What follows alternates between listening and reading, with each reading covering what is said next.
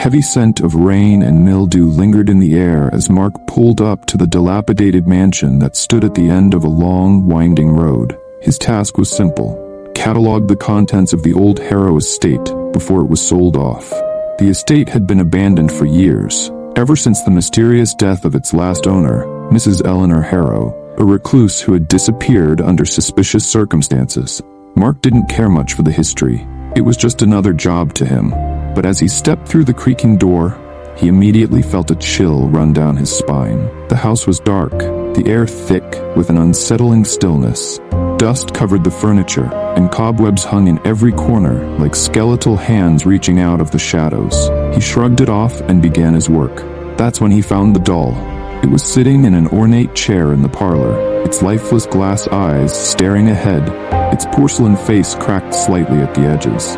A faded dress hung loosely on its small frame. The name etched onto the wooden base read, Annabelle. Mark hesitated, feeling a strange, icy grip on his heart as he stared at the doll. It felt wrong, like it was watching him, waiting. He laughed it off, attributing it to the creepy atmosphere of the old house. Yet, as he reached for it, a faint whisper echoed through the room. Annabelle. Mark froze. He spun around, but the room was empty, save for the dust and shadows. Shaking off the unease, he took the doll and placed it in the box with other items. The whispering continued, faint and indecipherable, but ever present.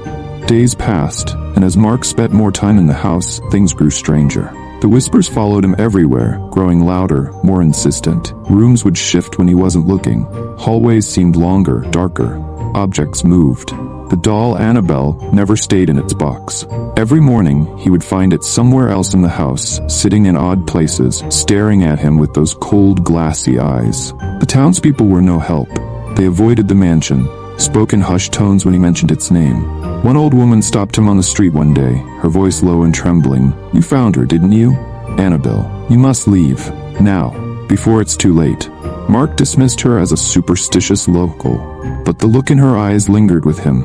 And then the dreams started. In his dreams, the doll was alive. Its mouth twisted into a cruel smile as it whispered his name. The walls of the house warped, bending inward as shadows clawed toward him. He would wake drenched in sweat, the echo of Annabelle's voice lingering in his ears.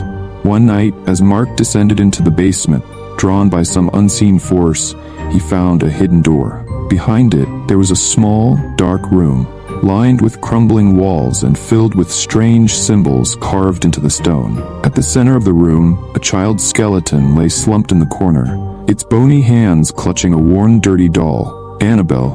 Terror gripped Mark as the walls around him seemed to pulse, alive with some ancient, malevolent force.